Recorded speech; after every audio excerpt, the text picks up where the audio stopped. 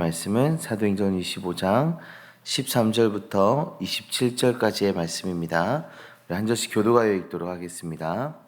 수일 후에 아그리빠 왕과 버니게가 베스도에게 문안하러 가이사랴에 와서 여러 날에 있더니 베스도가 바울이 구하여 이르되 벨릭스가 한 사람을 구려하여 두었는데 내가 예루살렘에 있을 때 유대인의 대제사장들과 장로들이 그를 고소하여 정죄하기를 청하기에 내가 비고가 원고들 앞에서 고소 사건에 대하여 변명할 기회가 있기 전에 내주는 것은 로마 사람의 법이 아니라 하였노라.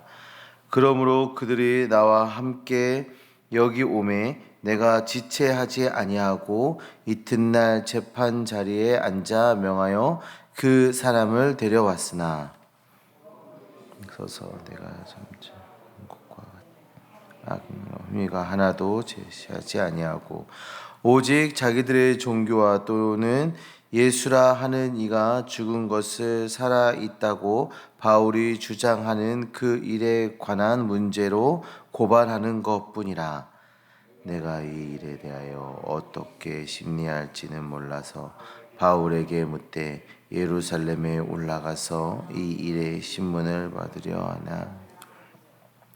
바울은 황제의 판결을 받도록 자기를 지켜주기를 호소하므로 내가 그를 가이사에게 보내기까지 지켜두라 명하였노라 하니 아그리빠가 베스도에게 이르되 나도 이 사람의 말을 듣고자 하노라. 베스도가 이르되 내일 들으시다 하더라. 이튿날 아그리빠와 버니게가 크게 위험을 갖추고 와서 천부장들과 시중의 높은 사람들과 함께 접견 장소에 들어오고 베스도의 명으로 바울을 데려오니 베스도가 말하여 아그리빠 왕과 여기 같이 있는 여러분들 당신들이 보는 이 사람은 유대의 모든 무리가 크게 외치되 살려두지 못할 사람이라고 하여 예루살렘에서와 여기서도 내게 청언하였으나 내가 살피건대 죽일 죄를 범한 일이 없더이다. 그러나 그가 황제에게 상소한 고로 보내기로 결정하였나이다. 그에 대하여 왕제께 확실한 사실을 알 것이 없으므로 신문한 후에 상소할 자료가 있을까 하여 당신들 앞 특히 아그리빠 왕 당신 앞에 그를 세워 같이 읽습니다. 그 제목도 밝히지 아니하고 죄수를 보내는 것이 무리한 일인 줄 아나이다 하였더라. 아멘. 오늘 말씀을 통해서 바울에 대해서 계속해서 살펴보려고 합니다. 바울은 예루살렘에서 체포되어 여러 차례 재판을 받았으나 이제 로마 황제에게 상소한 상태가 되었습니다. 본문에서는 아그리빠 왕과 베스도가 바울의 사건에 대해서 논의하는 장면이 나타나고 있습니다. 이 상황 속에서 우리는 하나님의 섭리와 또 우리의 역할을 잘 발견할 수가 있습니다. 첫 번째로 오늘 본문은 하나님의 섭리를 분명하게 보여주고 있습니다. 바울이 체포되고 재판을 받는 일들은 그냥 우연히 일어나는 일들이 아니라 하나님의 계획 속에서 이루어지고 있다는 것을 볼 수가 있습니다. 하나님은 그의 섭리로 바울을 로마로 보내어 복음을 전파하게 하십니다. 우리의 신앙 고백은 하나님의 주권에 대해서 분명하게 고백하고 인정하지만 우리의 책임도 고백합니다. 하나님의 주권과 섭리를 믿음으로 고백합니다. 하나님은 창조주로서 모든 일을 주관하시고 그의 뜻대로 역사를 이끌어 가십니다. 우리는 이 사실을 믿으며 어떤 상황에서도 하나님의 선하신 계획을 신뢰해야 하는 주님의 백성들입니다. 지금 바울은 어떻습니까? 바울은 예루살렘에서 체포된 후에 여러 차례 재판을 받으며 많은 고난을 당하고 있습니다. 그러나 바울은 모든 상황 속에서 하나님의 섭리를 믿고 신뢰합니다. 그는 하나님이 자신을 통해 복음을 전파하실 것을 알았기 때문에 로마 황제에게 상소하는 결정을 내렸습니다. 바울의 삶은 하나님의 섭리가 어떻게 적용되고 있는지를 잘 보여주고 있지요. 화가가 큰 그림을 그리기 위해서는 여러 번의 작은 붓질이 필요합니다. 각각의 한 번의 붓질을 보게 되면 의미 없어 보일 수 있지만 전체 그림에서는 중요한 역할을 하고 있습니다. 마찬가지로 우리의 삶의 각각의 사건도 그 자체로는 이해할 수 없지만 하나님은 이 모든 사건을 통해서 하나님의 큰 그림을 나타내십니다. 우리는 이 큰 그림을 바라보고 하나님의 섭리를 신뢰하며 나아가는 주의 백성으로 살아가야 하는 것입니다. 두 번째로 본문은 인간의 역할도 중요하게 다루고 있습니다. 아그리빠 왕과 베스도는 각각의 위치에서 최선을 다해 바울의 사건에 대해서 다루고 있습니다. 비록 그들이 하나님의 섭리를 완전히 이해하지 못했을지라도 그들의 결정과 행동은 하나님의 계획 안에 포함되어 있었습니다. 또한 바울은 자신이 처한 그 상황에서 하나님의 섭리를 믿으며 로마 황제에게 상소하는 결정을 내립니다. 이는 바울이 하나님의 주권을 신뢰하면서도 자신의 역할과 책임에 충실함을 보여주고 있는 모습이죠.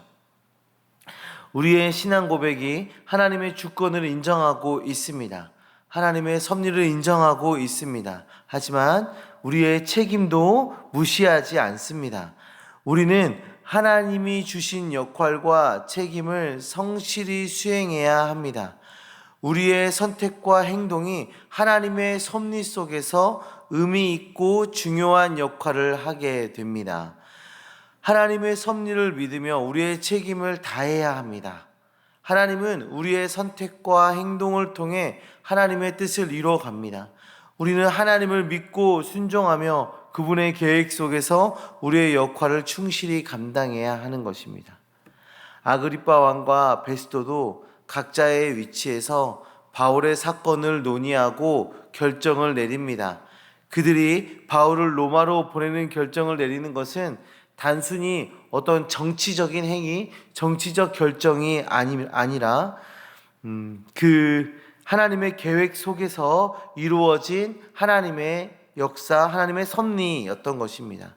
우리는 이러한 사실을 통해 우리의 일상적인 선택과 행동도 하나님의 계획 속에서 중요한 역할을 할 수 있음을 보여줍니다. 또한 바울은 어떻습니까? 바울의 선택과 행동을 하나님께서 들어 사용하십니다. 불의한 재판이 이루어지는 그 과정 속에서도 하나님을 신뢰하며 복음을 위한 선택을 합니다. 바울의 선택을 하나님께서 사용하셔서 바울을 통해 로마 땅에 복음이 들어가도록, 바울을 통해 로마 황제에게도 복음이 들어가도록 역사하신 것이죠.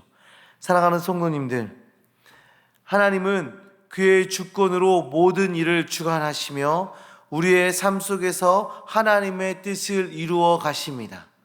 하나님의 섭리하심으로 우리의 삶 속에서 하나님의 뜻을 이루어 가십니다. 우리는 이 사실을 믿으며 나아가야 합니다. 어떤 상황 속에서도 하나님의 선하신 계획을 신뢰해야 합니다. 또한 하나님이 주신 역할과 책임을 성실히 수행하며 우리의 선택과 행동이 하나님의 섭리 속에서 중요한 역할을 하게 됨을 기억하셔야 합니다. 바울은 하나님의 섭리하심에 대해서 확실한 믿음과 우리의 역할의 책임에 대한 깊은 이해가 있었습니다. 그래서 불의한 일을 당할지라도 자신에게 주어진 사명을 바라봅니다. 복음을 위한 용기 있는 결정을 합니다. 생명이 위태로울지라도 로마로 가서 복음을 전할 것을 선택합니다. 바울은 로마로 이송되기 전에도 아그리빠와 베스도에게 복음을 전하고 있습니다. 세상은 여러 불의한 일들로 우리의 복음 전도자로서의 그 사명을 흐리게 만들어 버립니다.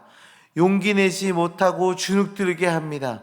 복음을 부끄러워하게 합니다. 성도님들, 우리의 삶 속에서 하나님께서 일하고 계십니다. 하나님께서 역사하고 계십니다. 그 하나님을 신뢰하며 믿음의 용기로 나아가는 주님의 자녀들 되시기를 소망합니다. 기꺼이 복음을 선택하시고 복음을 위한 결정을 하시고 우리가 복음을 위한 삶으로 살아가는 우리 되어지시기를 간절히 소망합니다. 성도님들, 하나님은 우리 삶 속에 주관자로서 우리의 삶을 섭리하시며 지금도 역사하고 계십니다. 결국 하나님은 하나님의 선하신 뜻을 우리를 통해 이루어 가실 것입니다. 우리는 그 하나님 바라보며 그 하나님을 위한 선택, 그 하나님의 영광을 드러내기 위한 선택을 하며 나아가는 믿음의 자녀들 되어주시기를 간절히 소망합니다. 우리 이 시간 함께 기도하셨으면 좋겠습니다.